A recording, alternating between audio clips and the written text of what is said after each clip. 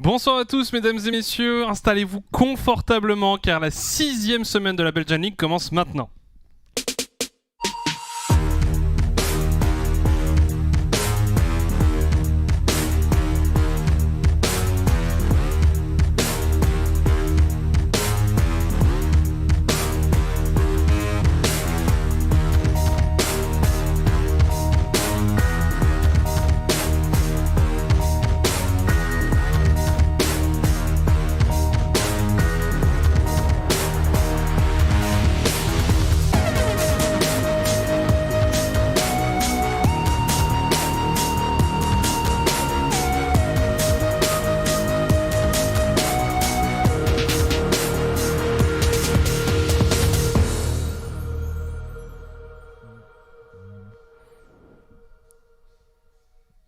Bienvenue donc dans ce status update proposé par Audi. Je suis avec Visso. Visso, comment vas-tu ?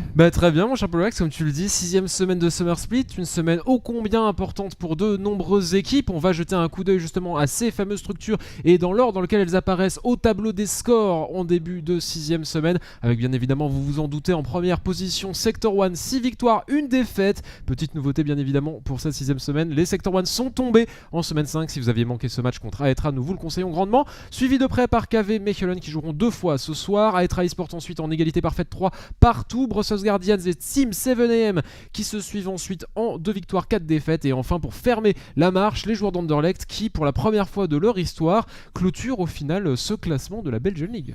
Oui, on a affaire à un championnat extrêmement serré en tout cas pour ce Summer Split. Beaucoup d'inattendus, tu le disais, notamment Sector 1 qui s'est incliné la semaine passée face au Aetra. On va jeter un coup d'œil au planning de la soirée, évidemment, regarder un peu les matchs qui nous attendent. Et on commencera justement avec les Brussels Guardians face au 7AM. Match ô combien important pour ce spot en playoff. On enchaînera sur le KV Mechelen face au Sector 1.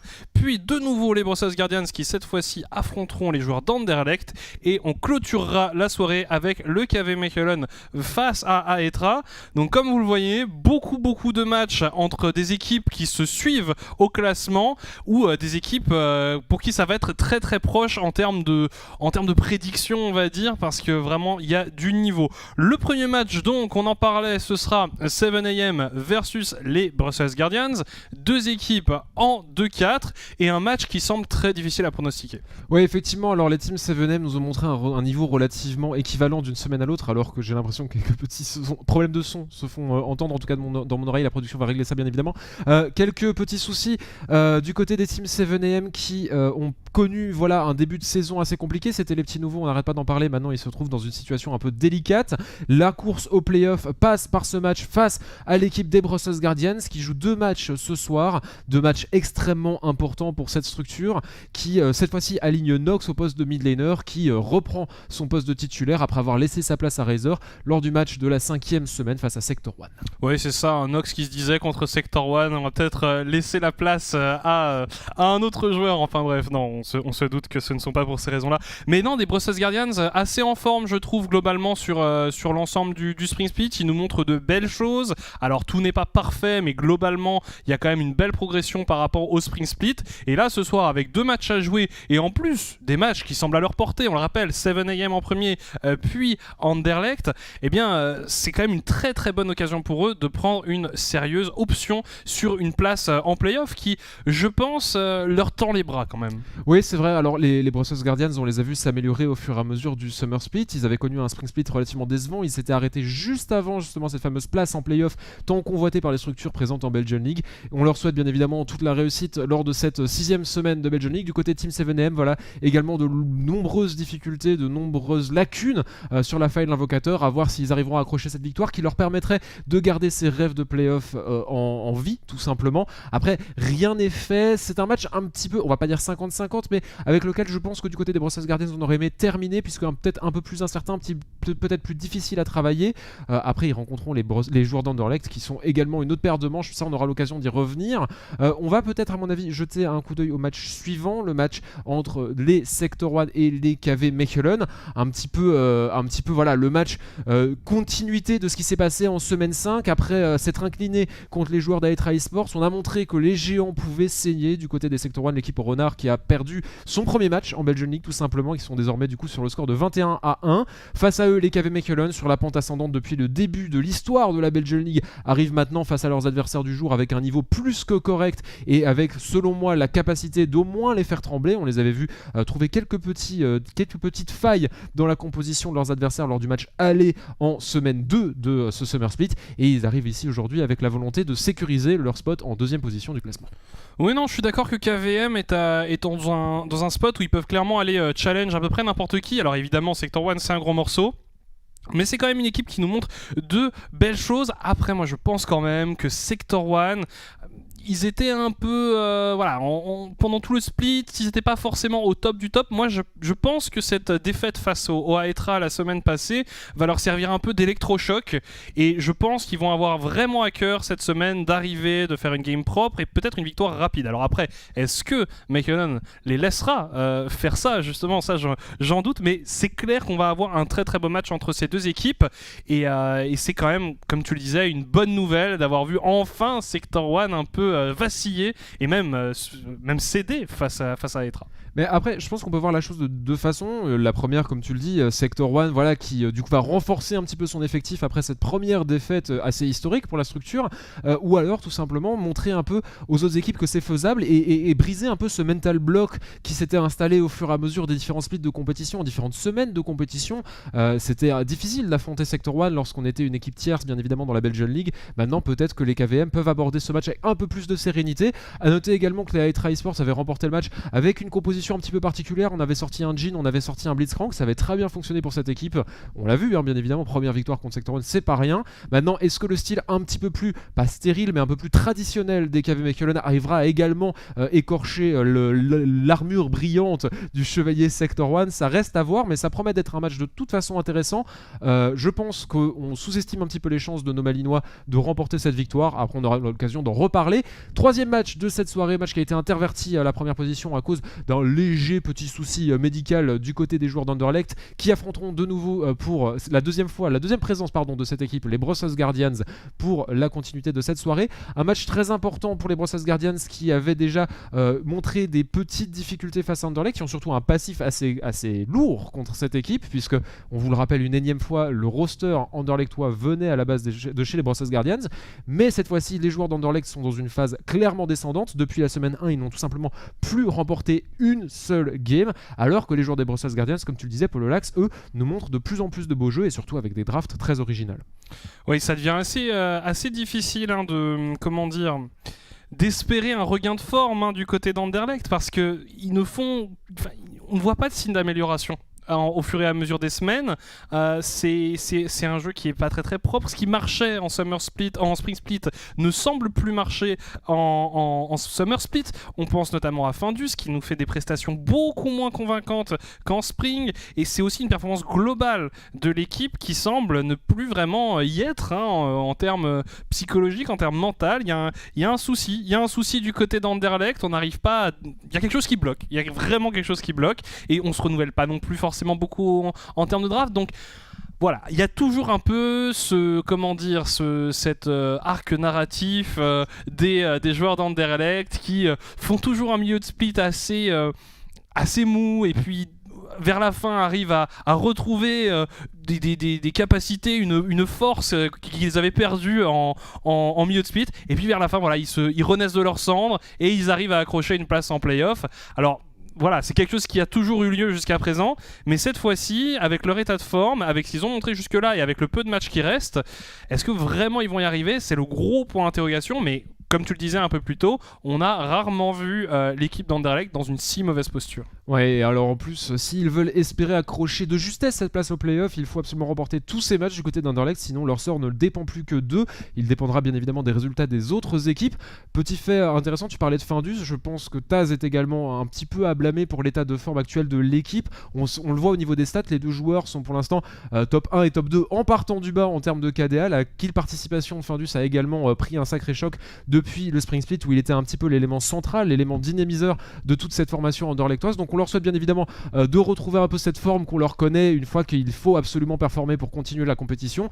Pour l'instant ça paraît compliqué. On va jeter un coup d'œil du coup à notre dernier match de la soirée, dernier match des joueurs de Malines. Le KV Mechelen affrontera les Aetra Esports en clôture de cette 6ème semaine de Belgian League. Un match excessivement important puisque au final c'est un peu qui cimenterait la place de deuxième pour une de ces deux équipes, avec bien évidemment le featured match-up entre les deux top laners Roba et Thiomari. On en attend beaucoup de ce match, surtout que plus ou moins tous les face-à-face, tous les vis-à-vis entre chaque poste sont extrêmement intéressants.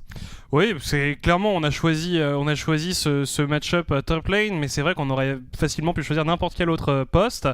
Mais comme tu le dis, un match extrêmement incertain, extrêmement difficile à pronostiquer également. Deux équipes qui sont en forme à l'heure actuelle. Aetra qui doit être excessivement boosté par leurs récents résultats face à Sector One, des KVM qui sont très très réguliers. Il y aura une petite opposition de style quand même entre ces deux équipes. Les KVM qui, comme tu disais, aiment bien jouer un League of Legends assez propre et travaillent toujours dans cette direction. On essaye au fur et à mesure des semaines de perfectionner un peu ce style. À noter que Daimlot sera de nouveau support puisque Vanoff n'officiera plus normalement pour les KV Mechelen jusqu'à la fin de ce split. Donc voilà, une opposition de style, là où du côté des Aetra c'est un peu plus surprenant, un peu plus innovant. On avait vu notamment Bardo sur son Blitzcrank la semaine passée qui avait été remarquable, qui avait d'ailleurs remporté le titre de MVP de la semaine passée. On avait également Sliver qui nous avait sorti un Jhin. Enfin voilà, il y a un côté peut-être un peu plus créatif, on va dire, du côté Aetra, mais en tout cas c'est probablement un des matchs les plus serrés qu'il y aura ce soir et les plus difficiles à pronostiquer, je pense. Ouais, effectivement, cette opposition de style, tu parles des Aetra, on peut parler des KV Mechelen qui eux, pour essayer de performer, se réfugient vraiment dans les bases purement théoriques du League of Legends propre comme on aime le voir. Alors bien évidemment il reste des lacunes, il reste quelques petits problèmes, ça reste une équipe de Ligue nationale, c'est pas non plus une équipe LCS ou LEC pour parler d'un niveau encore supérieur bien évidemment, mais voilà, effectivement, face à l'originalité, à la créativité que peuvent apporter les Aetra Esports, à une composition relativement standard avec ses fioritures telles que Jhin, telles que Blitzcrank, en face on se retrouve vraiment avec du solide, du concret, du pur méta, du pur patch actuel du côté des KV Mechelen. À voir lequel des deux arrivera à s'en sortir. C'est vrai que c'est difficile de parler un petit peu d'une vraie domination d'une équipe sur l'autre en termes de style, en termes de résultats, en termes d'individualité. Les deux équipes se valent, les deux équipes à mon avis ont vraiment une pièce à jouer quant à leur place en play-off et surtout le classement qu'ils vont prendre. On va regarder un petit peu aussi justement parce qu'on parle de ce fait de prédire un peu l'issue d'un match. On va regarder un peu l'état des prédictions comme on le fait chaque semaine avec bien évidemment nos casteurs collègues néerlandophones, nos analystes, nos arbitres et surtout vous Twitter, et on voit que pour la première fois depuis l'histoire de la Belgian League tous les résultats sont donnés. On voit alors le premier match est bien évidemment à intervertir avec le troisième. Les 7am joueront en premier face aux Brussels Guardians avec une nette majorité des joueurs qui fait encore confiance aux joueurs d'Anderlecht malgré les pauvres résultats qu'on voit. En deuxième match de la soirée, on aura donc du coup les KVM face à Sector One où là je m'insurge face à l'immense majorité qui continue de donner Sector One gagnant. Je pense que les KVM ont une chance. En troisième match du coup de la soirée qui est finalement le premier face aux 7am, là de nouveau petite disparité avec Twitter qui prédit tout de même la victoire des 7am, Twitter qui a rarement tort, et puis ensuite égalité parfaite sur le match KVM Aetra pour montrer un petit peu, donner un peu l'idée que ce match est vraiment pas 50-50 mais très très compliqué à aborder d'un point de vue extérieur. Ouais, et puis je pense que ça résume en fait un fait, une chose plutôt chouette dans cette ligue, c'est de voir à quel point c'est ouvert et à quel point le niveau est stack. En Spring Split, il y avait quand même parfois des pronostics beaucoup plus dirigés vers l'une ou l'autre équipe. Là, on a quand même énormément d'hésitation sur les issues, sur les résultats, et je trouve ça extrêmement plaisant pour le spectacle de voir une ligue aussi disputée. En tout cas, nous on va revenir au premier match qui nous intéresse, qui devrait commencer dans un peu moins d'une minute, une petite quarantaine de secondes, entre les 7am et les Brussels Guardians, les joueurs qui sont en train de se préparer. Moi ce que je me demande, c'est qu'est-ce qu'on nous a préparé en termes de draft du côté des Brussels Guardians, parce que ça devient un peu le leitmotiv de toutes les games Brussels Guardians, c'est qu'est-ce qu'ils vont nous préparer cette fois. Oui, alors je pense que face à 7M, on a plus de chances de voir les Brussels Guardians s'orienter vers un style un petit peu plus standard que face aux joueurs d'Anderlecht, où vraiment là il va falloir faire une opposition de confort, une opposition assez hors méta pour pouvoir vraiment s'assurer une victoire plus ou moins certaine face aux joueurs d'Anderlecht. Face au 7M, le ban Zoé est presque obligatoire selon nous évidemment. Et selon nos confrères néerlandophones, puisque Henk la joue si bien, mais je pense que là les Brussels Guardians peuvent continuer de rester sur cette composition si adécentrique et avec des pics très méta qu'on les voit jouer depuis le début de la ligue. Après voilà, à voir ce qu'ils vont décider, c'est vrai que c'est toujours particulier et on en parle. Yes, on n'a pas menti, Pololax, la Zoé est retirée, nous ne serons pas ridiculisés sur les réseaux sociaux et on va bien évidemment du côté 7M enlever le Varus lorsqu'on voit la capacité de Kawamel de solo carry entre guillemets lorsqu'il est entouré de ses 4 coéquipiers qui jouent pour lui, on évite de lui laisser la décarry du moment. Le Graves est enlevé à Cuticati et c'est au tour de 7M d'effectuer un deuxième ban, Pololax. On le rappelle, nous sommes sur le patch 10.13, cette fois-ci le ban Heimerdinger qui est effectué, j'allais justement en parler, c'est un ban sur lequel Kawamel est extrêmement solide, pourquoi pas même un ban Aphelios pour la team 7am qui voudrait vraiment lock finalement ce poste d'Adekari. Kawamel qui est très en forme ces derniers temps, il y a la Miss Fortune également qui est un pick qu'il affectionne particulièrement, donc 3 bans dirigés sur Kawamel, et Kawamel qui décide de s'emparer du Ezreal et non pas du Aphelios. On rappelle, il a été un peu nerf sur le patch 10.13 mais pas suffisamment visiblement pour ne pas être joué. Les teams 7am qui devraient s'en emparer, c'est vrai que là avec les différents bans qu'il y a eu, on commence à réduire quand même pas mal le pool d'ADC. Voilà, c'est lock, après il aurait resté peut-être H, peut-être ouais, plus forcément grand chose du côté des teams 7am. Alors, la Karma, c'est une très belle lane qui pourrait être proposée ici, en tout cas très solide, avec donc Aphelios et Karma sécurisé pour la team 7am. Par quoi on va répondre? Est-ce qu'on va aller chercher ce Ezreal Yuumi? On rappelle qu'il y a eu plusieurs situations. Oula, on passe par des pics improbables.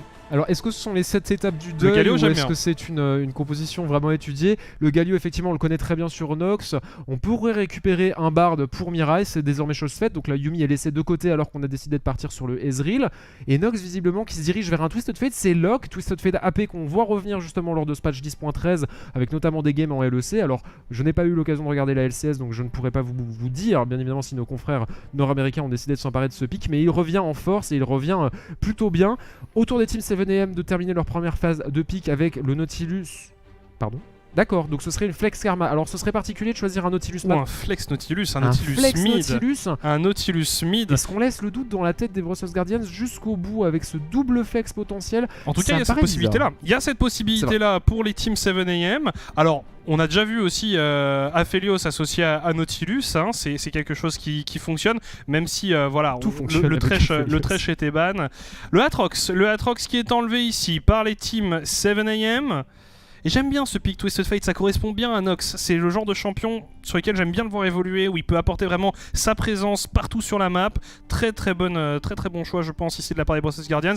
Le Vladimir qui est enlevé, Vini qui avait fait une très belle prestation sur Vladimir justement la semaine passée face à Anderlecht. Il avait vraiment voilà, fait du Vladimir quoi, attendu, et puis au bout d'un moment c'était devenu une machine très difficile à arrêter. Le Gnar qui est enlevé, ban de respect vis-à-vis d'aristocrate, et on va pouvoir ban le dernier champion pour les Brussels Guardians. Et Gnar buff en 10.11 ou 10.12, j'ai un petit doute, mais il a été légèrement up. C'était récent. C'est très récent, alors je ne me souviens plus du chiffre, mais voilà, donc forcément aristocrate, ça fait valoir un peu son pic de cœur et ça force un ban supplémentaire. C'est une bonne nouvelle pour les Brussels Guardians qui du coup libère peut-être un petit peu la pression sur des lanes tierces ou sur la jungle qui leur reste bien évidemment à récupérer. Dernier ban, ce sera le Wukong qu'on va enlever, un pic tout à fait logique quand on voit son efficacité sur la top lane.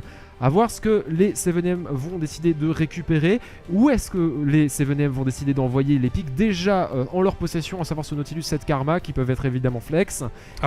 Beaucoup de rôles en plus, hein, parce que la Karma peut même aller top. Enfin, On pourrait imaginer une Karma Top et un Nautilus Smith. Enfin, là, faut piquer la jungle, pourrait, comme ça on laisse le trouble dans l'esprit des Brussels Guardians jusqu'au dernier moment. Ce serait bien joué. D'accord. Surtout qu'en plus, on a déjà le Graves qui a été ban. Ah.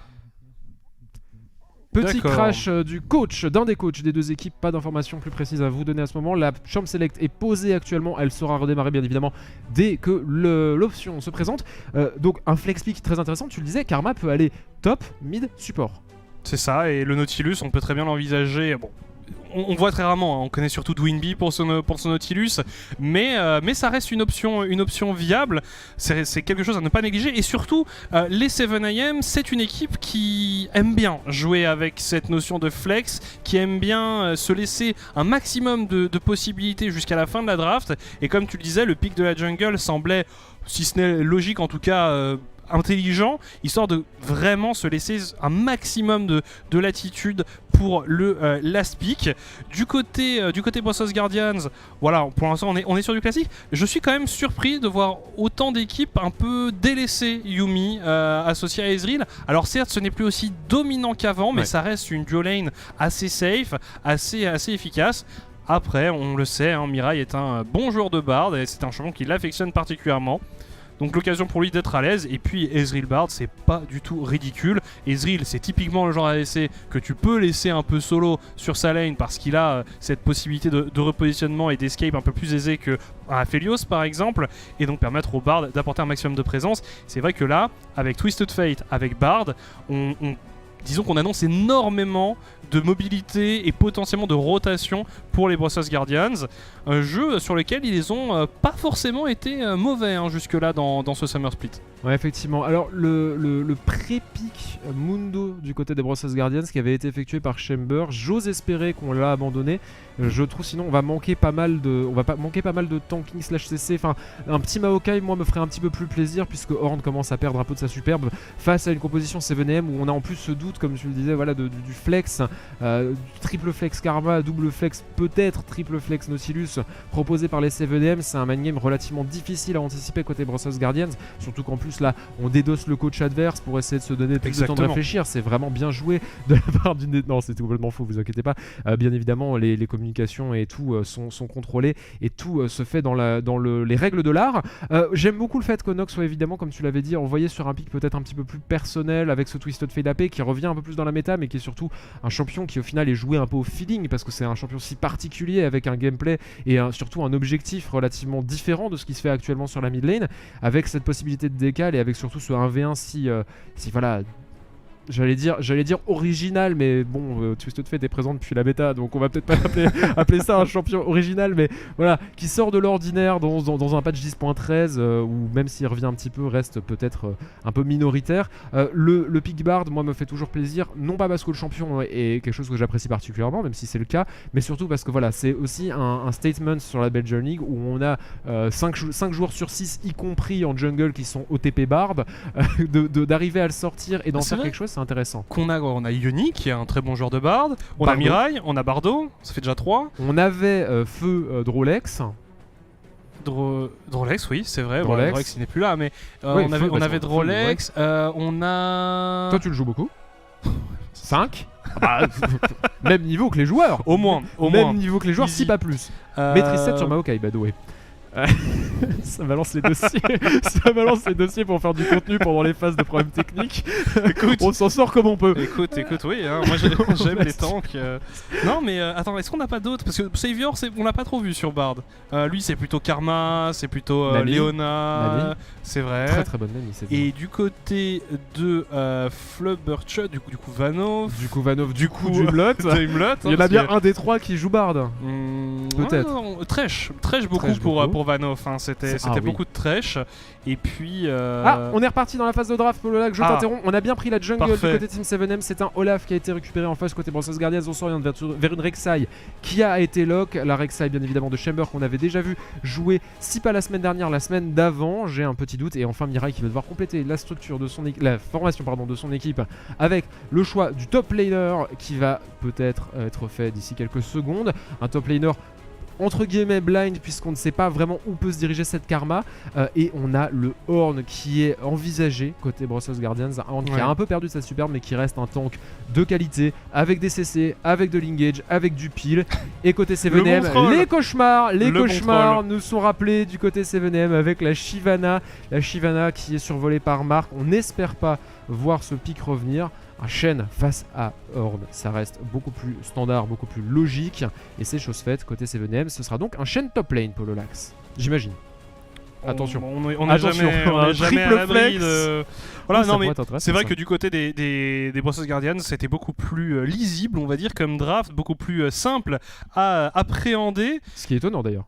C'est vrai. Faut le dire. Et là, on les retrouve quand même sur des pics assez méta, assez classiques. On n'a pas trop d'originalité, et donc le Nautilus qui ira bien support et la Karma mid. Voilà, je pensais aussi que le Nautilus irait plutôt support, mais voilà, on n'est jamais à l'abri avec les Team 7M. Deux compositions que je trouve très intéressantes sur Brussels Guardians. On est sur du classique, des champions qui ont fait leur preuve à leur poste dans cette méta. Du côté de la Team 7AM, on a aussi mis la main sur des bons champions. On retrouve Vini quand même sur un top laner très utilitaire. Alors, bon, c'est vrai qu'il était sur un Vladimir la semaine passée, ce qui changeait un peu de ses habitudes, mais globalement, c'est un top laner qui aime bien justement apporter du CC, apporter de la front lane, apporter de la présence sur la map. Avec Shen, eh bien, il a justement pas mal de ses ingrédients réunis, énormément de PV quand même du côté de la Team 7AM. Ça va prendre du temps à faire tomber, et surtout énormément de peeling possible pour ce Aphelios, donc énormément d'attentes évidemment autour de Yoni sur son Aphelios. Ouais, alors je suis d'accord avec toi, ce Shen je l'aime beaucoup, et peut-être pas pour les CC, peut-être pas pour l'engage qu'il peut procurer, mais surtout pour la réponse que c'est en fait au Twisted Fate, parce que le Twisted Fate qui va se téléporter, il va être immédiatement rejoint par le top laner de la team 7AM et équilibrer instantanément les nombres lors des teamfights. Alors si du côté des Brussels Guardians on fait l'erreur d'engage en 4v5 et qu'on ne voit pas un joueur, on peut se retrouver en 5v4 et ça peut très très mal se passer. Donc le pic de Vini ici me parle énormément dans l'idée de réponse un petit peu au choix de mid laner du côté Brussels Guardians, donc ça me plaît beaucoup. Après, comme tu le dis, voilà, beaucoup de PV, de capacité d'engage, de capacité de pile. En termes de dégâts, c'est vrai que beaucoup repose sur Yoni. Après, Yoni sur Aphelios, voilà, il n'aura pas grand chose de plus à faire que de clic droit. Le reste devra être fait par son équipe. Côté Kawamel, on a une composition qui est quand même pas mal adécentrique, mais avec d'autres possibilités. On a cette Rek'Sai qui peut aller prendre un pic, on a un Twisted Fate qui peut contourner, qui peut placer une gold card, qui ouvre beaucoup de possibilités. On a bien évidemment l'appel du dieu de la forge du Horn qui peut retourner complètement un teamfight, et Mirai qui peut décider qu'un teamfight en 5 contre 5 se déroule désormais en 5v2 ou en 5v3 avec un bon ulti. Donc franchement, les solutions sont présentes du côté des Brussels Guardians. J'ai l'impression que la composition est moins monodimensionnelle que du côté Team 7M, même si côté 7M on part vraiment sur des bases très solides, avec une engage qui est claire, avec un peeling qui est disponible et qui est également facilement lisible et facilement atteignable. Donc j'aime bien. Après, à voir sur la fin de l'invocateur laquelle de ces deux compositions trouvera les solutions plus rapidement que son adversaire, puisqu'on vous le rappelle, ce match est extrêmement important pour la course au playoff pour les deux formations. Les Brussels Guardians auront l'occasion d'affronter les joueurs d'Anderlecht plus tard dans la soirée, mais le premier match se joue ici face au 7M et la victoire est nécessaire. Et on le rappelle, en termes d'opposition directe, ça pourrait être très important puisque ça a un impact, les oppositions directes. Ouais. Donc si jamais ces deux équipes se retrouvaient à égalité en fin de Summer Split, alors ça pourrait notamment être cette game qui déciderait de leur positionnement final entre une 4e et une 5e place par exemple. Donc je pense que clairement les deux équipes ont à cœur de bien faire. Ouais, non, parce que les Brussels Guardians, la dernière fois, ça s'était joué sur ça. Ils n'étaient pas allés en playoff à cause d'un aller-retour, un match retour qui s'était mal passé, alors que le match aller était en leur faveur, et ils avaient pleuré, bien évidemment, mais on les comprend. Nous sommes sur la faille de l'invocateur pour vous proposer cette première game de la 6e semaine de compétition de notre Summer Split de Belgian League. Ça commence à faire long comme titre, mais nous y sommes. Les joueurs sont sur la rivière et visiblement on part sur une invade alors que la cinématique nous emmène au niveau du pit du Drake pour découvrir ce premier dragon qui sera un dragon des océans. Et du côté des 7M, on a été posé la vision au niveau du red buff adverse. On va back du côté de Cuticati, récupérer à mon avis le Dewarder et du coup pouvoir repartir tranquillement sans invade au niveau de sa jungle pour un early game relativement standard, je pense. Oui, je ne m'attendais pas à des invades étant donné l'importance de cette game. Alors, Yoni qui évoluera avec une exhaust, du coup, et Mark avec un ignite, une cleanse pour notre ami Henk. Et du côté des joueurs des Brussels Guardians, on n'a rien de surprenant. Le spellbook, on commence à avoir l'habitude sur Twisted Fate. Exhaust et heal, du coup, pour la bot lane des Guardians. On a tout de même l'avantage de TP au niveau Brussels Guardians, et du coup, la disponibilité de l'ulti de Shen est un petit peu contrée par le fait que Nox, en plus de son ulti, dispose d'une TP et pourrait donc du coup vraiment se déplacer sur les deux côtés de la map en l'espace de 10 secondes et du coup pouvoir changer complètement un peu la donne lors d'un teamfight, d'une prise d'objectif ou quoi que ce soit. C'est un fait intéressant, on a voulu peut-être contrer justement le pic de Vini avec ce choix. Les deux junglers sont partis sur la pathing tranquillement alors que leurs laners sont en train de se regarder dans le blanc des yeux en récupérant les CS. Au niveau du top, voilà, un Shen face à un Horn, ça devrait être relativement stérile comme match-up, même si le poke d'aristocrate pourrait faire peur. Je pense que du côté de Vini, on va se prémunir d'être trop agressif en early game. Oui, clairement, ça sera pas le centre de toutes les attentions. C'est vrai qu'on attend beaucoup des bot lane. Hein. C'est clairement des éléments clés des deux compos. Et puis éventuellement, voilà, la mobilité, les rotations qui peuvent être effectuées de manière très fluide par les Brussels Guardians. Et bien effectué, ça pourrait être un élément crucial de cette game. Au niveau des starters, c'est pareil, on n'a rien de bien particulier. Chamber sur son blue buff. On se répond assez parallèlement entre les deux junglers. Attention, on pourrait se croiser autour du carapateur, potentiellement, entre Chamber et Cuticati. Ça pourrait être l'occasion d'une première escarmouche. Ici, KOML qui répond au Aphelios de Yoni. Et les 7ème qui ont été closés, un deuxième jalon de vision dans la jungle de Chamber, récupérer l'information sur la présence de cette Rek'Sai et sa décision d'orientation au niveau de sa jungle, voir un petit peu où est-ce qu'elle se situe, et va donc aller au niveau de ce carapateur, comme tu le disais, Pololax, hein, Cuticati le sait et va décider de décaler. Il sera rejoint par Vini. Côté de Chamber, j'ai l'impression qu'on s'en doute à 380 HP, on va laisser ce carapateur, le smite de Cutie pour récupérer l'objectif neutre. La vision ira donc à l'équipe rouge et Chamber devra s'enfuir, prendre des jambes à son cou, alors qu'au niveau de la mid lane, Henk qui va mettre sa chaîne, on va réussir à route Nox et Nox s'en sortira sans trop de difficulté. Quelques petits dégâts qui feront plaisir au mid. Qu'est-ce que j'ai vu? Ah non, d'accord, c'est juste le Unborrow qui m'a fait peur. Je regardais la minimap et d'un coup il y a eu une insurgence des Brussels Guardians. Alors qu'au top, on s'échange quelques petites frivolités, les dégâts ne sont pas encore tout à fait présents. Et on montre déjà un petit peu aux Brussels Guardians qu'on n'a pas peur d'aller prendre un peu l'initiative, de prendre l'information, d'aller chercher un petit peu cette Rek'Sai au niveau de sa jungle, et d'aller pourquoi pas chercher des confrontations directes. Ici la Rek'Sai qui du coup en a profité pour récupérer le carapateur bot side. Du coup ça lui a fait prendre un tout petit peu de retard sur son vis-à-vis. Sur Cuticati, du coup, sur Olaf. C'est pas forcément le champion sur lequel on a le plus l'habitude de le voir évoluer. Assez curieux de voir ce qu'il va nous proposer comme prestation avec le Viking. Ici en top lane, on a l'habitude, alors qu'ici il y a une agression justement portée sur le Bard. On avait placé le route via l'encre. Les minions qui n'avaient aucune chance ici, qui se sont fait tous les deux stun par le Bard. On essaye de s'agresser un peu. Et finalement, les heals qui ont été laissés à disposition qui vont être récupérés. Mirai qui s'en va récupérer ses mips. Le Drake qui va apparaître. On verra si une des deux équipes tente de s'en emparer rapidement.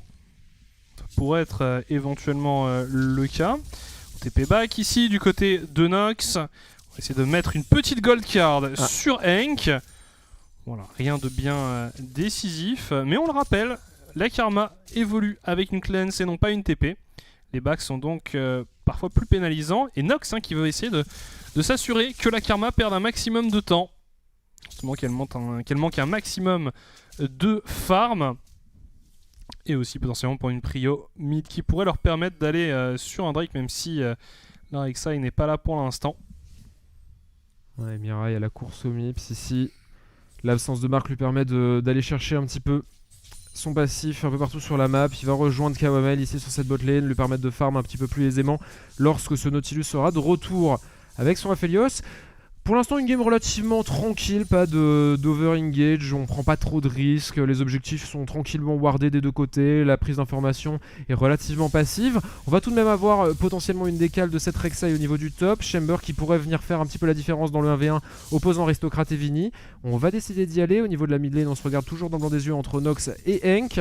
Et finalement la jungle des Brussels Guardians va devoir faire demi-tour puisque Cuticati, le Olaf des 7M est présent sur cet objectif neutre, le dragon des océans. Il sera rejoint par sa botlane pour l'aider à le sécuriser. Et à grand coup de smite, il offrira à son équipe un premier objectif neutre non contesté. Du côté de Chamber, on était vu top et on avait donc l'information. Attention, le grab ici de la part de Marc qui ne va pas toucher sur Mirai. Mirai s'en sortira avec son tunnel. On a envie d'aller contester tout de même la prise de la jungle de son coéquipier du côté de ce support. Mais on n'y pourra pas grand chose, j'ai l'impression. Et finalement, ce fight ne donnera rien. C'est terrible pour Chamber, hein, qui a voulu compenser en allant invade la jungle adverse, mais qui partout où il passait constatait des camps déjà vidés.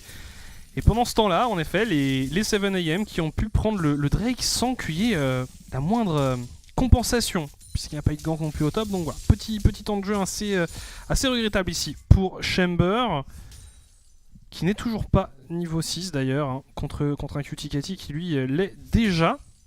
Il vient de passer niveau 6 pour le Lax. Ça c'est normal, ça c'est normal. Au moment de ta phrase, c'était vraiment le timing parfait. Je tenais à le souligner, ça m'a fait beaucoup rire. On donne le blue buff. Le blue buff qui est donné généreusement à Hank. C'est vrai qu'il semble en avoir besoin face à l'ami Twisted Fate. Nox qui va back une nouvelle fois. Et on swap. On swap directement le Drake qui avait été récupéré quelques instants auparavant par la team 7AM. Et là, on effectue un swap logique pour aller s'occuper de ce héros de la faille qui va apparaître prochainement, qui est apparu justement, qui va être la cible de toutes les attentions. On swap un peu en décalé du côté des Brussels Guardians et surtout, on a Aristocrate qui reste et qui engage ce héros de la faille avec l'aide de Mirai. Chamber qui va arriver un tout petit peu après. Oh, on s'en doute pas du côté des 7M, on est parti sur ses corbins pour le Olaf, Cuticati qui ne pense pas que ses adversaires sont actuellement en train de s'emparer de cet objectif neutre. On va faire tomber l'OHP, attention l'appel du dieu de la forge de la part de ce Horn pour tenter de l'engage sur Yoni qui va flasher mais qui sera stun. Le grab de Marc ne touchera personne, Vini l'ATP et qui va apporter le shield à son ADC, mais ça ne fera que temporiser pour son joueur. Premier kill récupéré ici par les team 7M, on va répondre immédiatement du côté des Brussels Guardians et le fight part dans tous les sens alors que le Ragnarok a permis à Cuticati de tuer Mirai. Les flashs permettent aux Brussels Guardians de se mettre à distance des membres encore en vie de l'équipe 7AM et c'est un 2 pour 3 en faveur de l'équipe Redside. Même si on a laissé cet objectif neutre, les 7AM récupèrent ce qu'ils peuvent lors de ce move et on va revoir l'action, mon cher Pololax, dans quelques instants parce que ce fight s'est séparé en deux. L'impulsion de Cuticati a été primordiale. Alors on voit justement l'engage d'Aristocrate immédiatement et là Yoni qui se fait hard CC, on pense qu'il va tomber et puis finalement il arrive à s'en tirer. On a Vini qui est venu à la rescousse de son équipe. Ça a été assez délicat. Mais les 7M qui cassent tous les murs. Marc et Cuticati, j'avais même pas remarqué qu'ils se sont pris tous les murs en plein visage. La maçonnerie Riot Games va avoir du travail. Ouais, c'était pas forcément le fight le plus propre. Et surtout, c'était toute l'équipe qui instantanément a décidé d'utiliser ulti, tout ce qui était à disposition pour rejoindre le fight. Bon, finalement, 3 pour 2, ça va. Ça aurait pu être pire pour les Brussels Guardians. Mais au moins, est-ce qu'on a au moins récupéré le héros de la faille? Oui, c'est bon. Non, parce que dans l'excitation du fight, il y avait possibilité également de voir un héros qui serait resté sur place.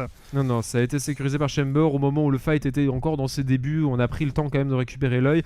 On a bien fait, je pense, parce qu'effectivement, voilà, 3 pour 2, c'était pas le meilleur fight pour les Brussels Guardians. On récupère tout de même cet objectif qui va permettre de mettre de la pression, soit au top, soit au mid, pour libérer un petit peu la possibilité d'aller faire le deuxième dragon qui apparaîtra dans une minute. Un dragon du vent qui pourrait être très important pour les Brussels Guardians, dont les ultis apportent non seulement de la décale au niveau de cette mid lane, mais également de l'engage sur ce Horn. À voir ce qu'on arrivera à en faire. On est en train de se grouper justement autour de cette botlane, se lancer dans une guerre de vision. Chamber et Cuticati vont se faire face, la contrôle ward est posée par cette Rek'Sai. On évolue la plante explosive, Chamber qui va trouver l'engage sur un Olaf qui est obligé d'utiliser son Ragnarok pour tenter de se défendre. Ultimate en réponse de la part de Chamber. On est très low et on survit du côté de Cuticati. Le Q-spell de Mirai ne touchera pas à l'appel du dieu de la forge de la part d'Aristocrate pour permettre à son équipe de ne trouver aucun kill, puisque celui-ci ne connectera avec aucun joueur des 7AM et on donne un kill complètement gratuitement à ses adversaires. Ici Chamber, beaucoup trop confiant de ses dégâts, n'a pas trouvé les dégâts nécessaires pour tuer ce Olaf, et le timing de Drake sera très très proche lorsque les deux joueurs jungle vont revenir à cet endroit de la map et donneront pourquoi pas lieu à un deuxième teamfight. Oui, pendant ce temps-là, c'est vrai qu'il y avait Nox qui lui était aux prises avec deux adversaires du côté 7AM. C'était encore une fois un fight un peu en deux temps. Et finalement, malheureusement, Chamber qui succombera sans qu'il y ait de vengeance pour les Brussels Guardians. Le dragon qui va être immédiatement engagé. On passe du coup pas mal de temps du côté d'Aristocrate, pas mal de temps autour du Drake avec son équipe. Attention, on est 4. Dangereux. Ça reste d'être dangereux, on est 4 effectivement du côté des Brussels Guardians. Le grab de la part de Marc ne touchera qu'Aristocrate. Aristocrate qui n'arrivera pas à mettre ses CC. On va y aller du côté de Hank. La chaîne qui va passer, mais ce sera sur Mirai. On va utiliser son ulti de la part de justement de ce Bard pour tenter de temporiser l'arrivée de Yoni. C'est un premier kill récupéré par Vinny. Le Shen qui a trouvé le kill sur Chamber sans smite. Le Drake ira largement en faveur de la team 7AM ainsi qu'un deuxième kill. Et maintenant les Brussels Guardians sont en fuite. Mirai qui touche ses CC mais n'arrive pas à offrir les opportunités à son équipe. Attention tout de même aux dégâts d'un Aphelios qui peut surprendre, et les Brussels Guardians ici ils concèdent 2 kills supplémentaires ainsi qu'un dragon. Un fight pas bien maîtrisé, l'ultimate de Vinny qui a apporté des shields, qui a apporté des CC à son équipe et qui donne clairement l'avantage au niveau de cette botlane. Ouais, on attendait de se repositionner, mais disons que le voyage du Bard était positionné de manière assez étrange qui ne permettait pas d'aller très très loin. Du coup on s'est retrouvé un peu enfermé, on a eu du mal à fight. Attention pour les Brussels Guardians à ce que ce genre de situation ne se reproduise pas trop de fois. On peut vite capitaliser sur ce genre de prise d'avantage. Alors heureusement pour eux, Aphelios dans l'affaire n'a récupéré que des assists. Mais pour le même prix, c'était plusieurs kills sur l'ADC des 7AM et une game qui se compliquait déjà énormément. Faut quand même... Voilà, faut vraiment envisager les prochains fights de manière un peu plus sereine. On les sent un peu fébriles, les joueurs Brussels Guardians. On les a vus parfois un peu plus à l'aise, un peu plus sûrs d'eux.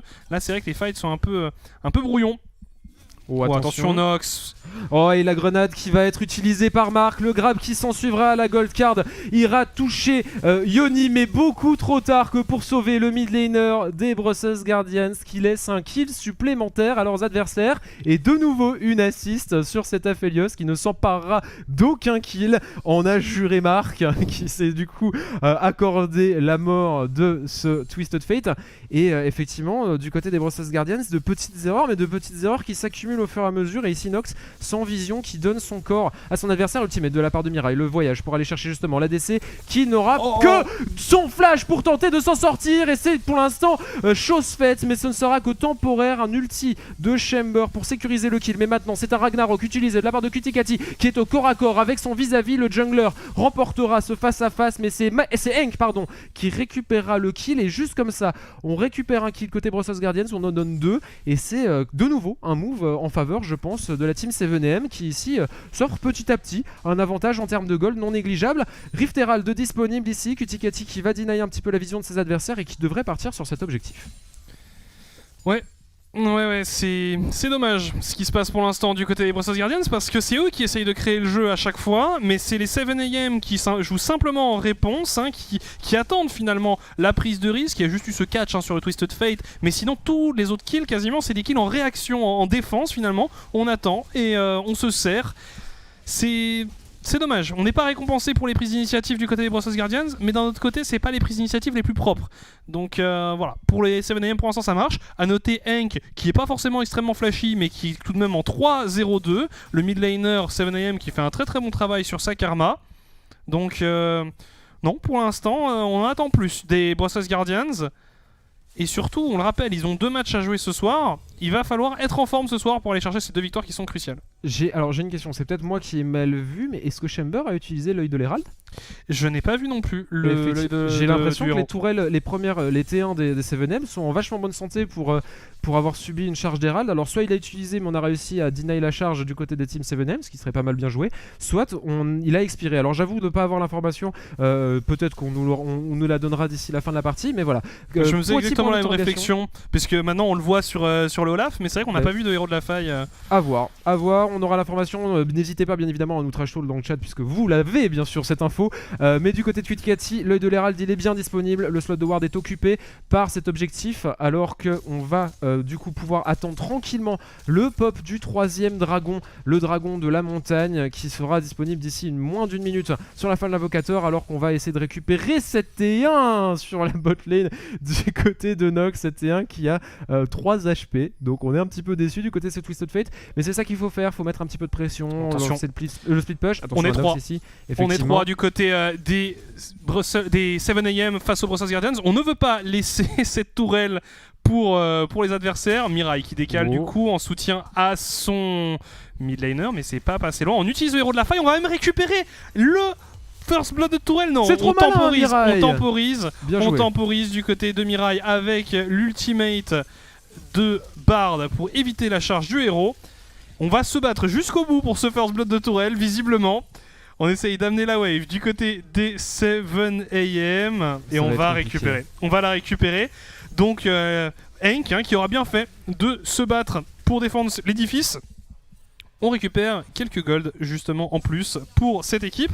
On va transitionner vers le Drake. On n'est pas du tout positionné du côté des Brussels Guardians. Et ça serait déjà le 3ème Drake.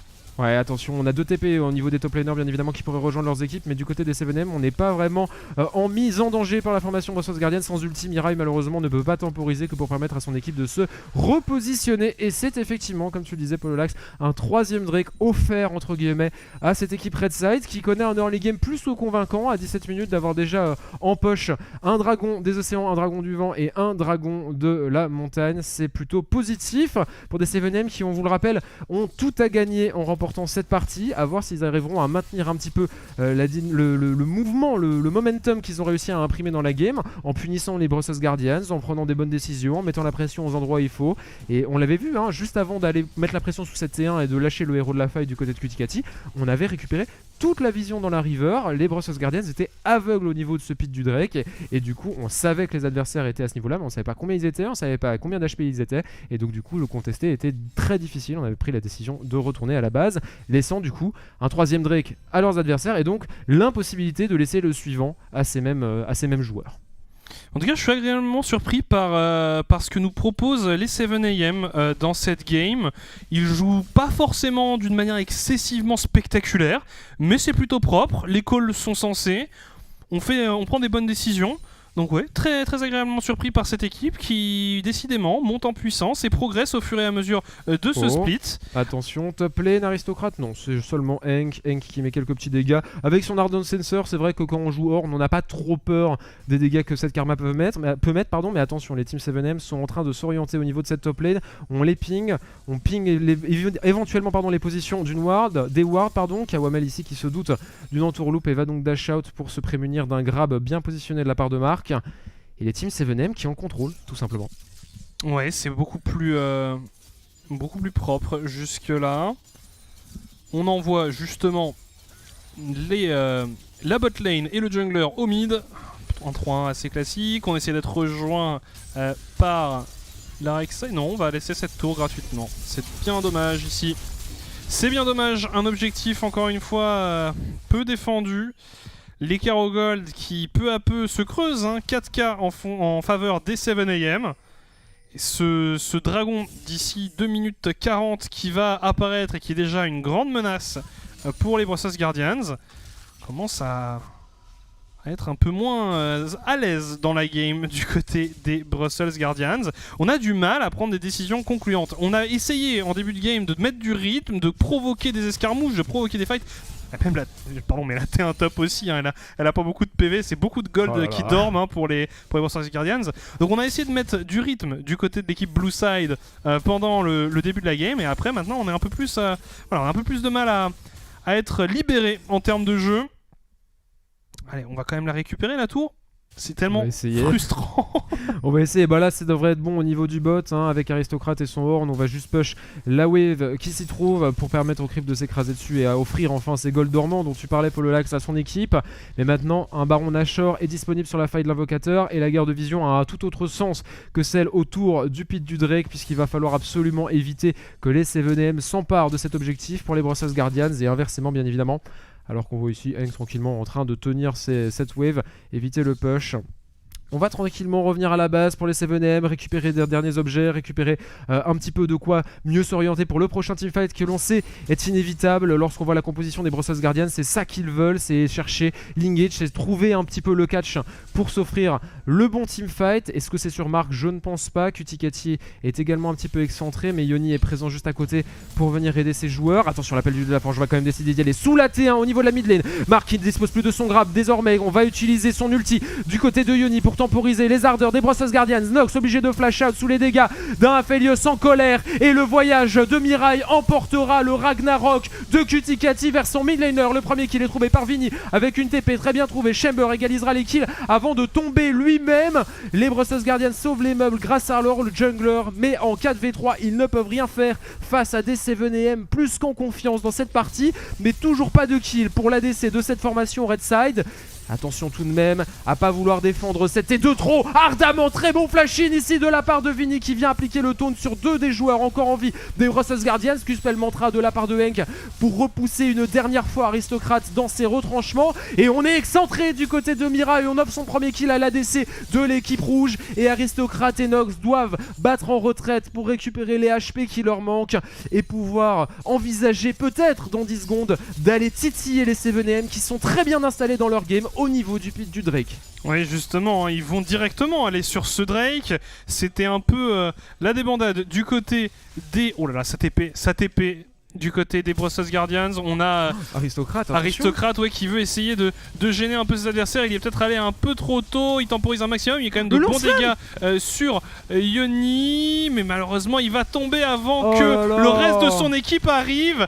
Oh mais qu'est-ce que c'était que cette TP? C'est tellement dommage, c'est tellement dommage. Et là on est dans une situation tellement compliquée pour aller contester ce Drake. On le rappelle, c'est le Drake qui peut donner l'âme de la montagne aux joueurs 7am. Alors on va essayer d'y aller, mais c'est quand même très délicat. On a le Hank qui zone bien. Barrage tiré brand de la part de Kawamel, c'est un peu le dernier espoir et on n'y arrivera pas.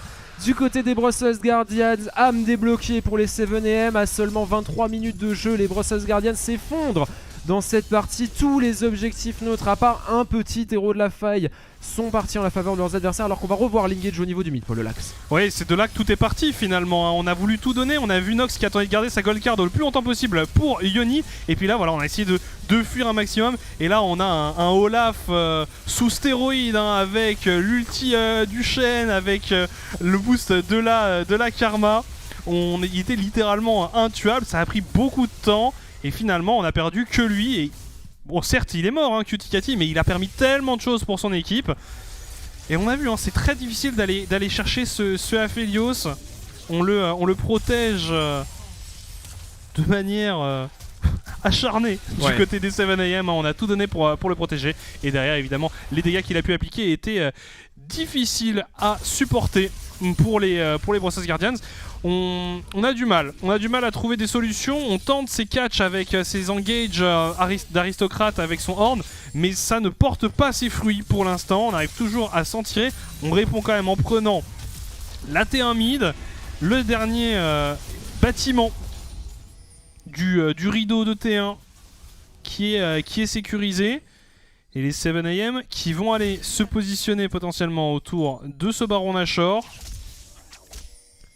Il va falloir faire attention au late game tout de même des Brothos Guardians, hein, pour les 7am, même si on est clairement favorisé dans cette game. L'écart de 4k gold n'a pas bougé depuis maintenant près de 10 minutes. Les Brothos Guardians tiennent la jambe à leurs adversaires du jour, même s'ils sont en difficulté, même s'ils laissent quelques objectifs à leurs adversaires, ils continuent de se battre. L'appel du de la forge malheureusement ne sera pas placé. Aristocrate s'en sortira à grand coup de dash out. La chaîne de Hank forcera le tunnel de Chamber pour s'en sortir. L'engage principal des Brothos Guardians ayant été utilisé, il faut maintenant faire demi-tour. Gold card de la part de Nox pour tenter de se défaire d'un Vini qui place son taunt est-ce qu'il arrivera à récupérer le kill sur le mid laner de la formation adverse?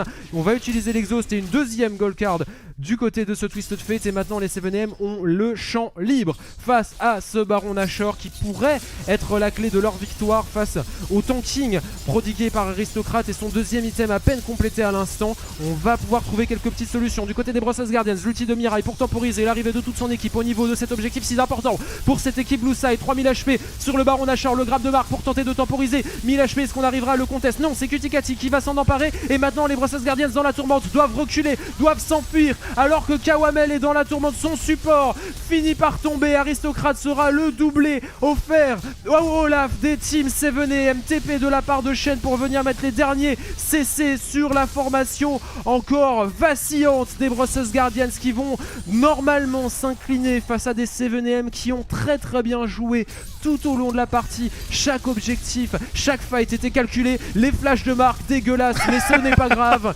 On ne lui en tiendra pas rigueur. Il a fait son taf. Il a tenu la front lane pour son ADC et Yoni a survécu grâce à ce Nautilus.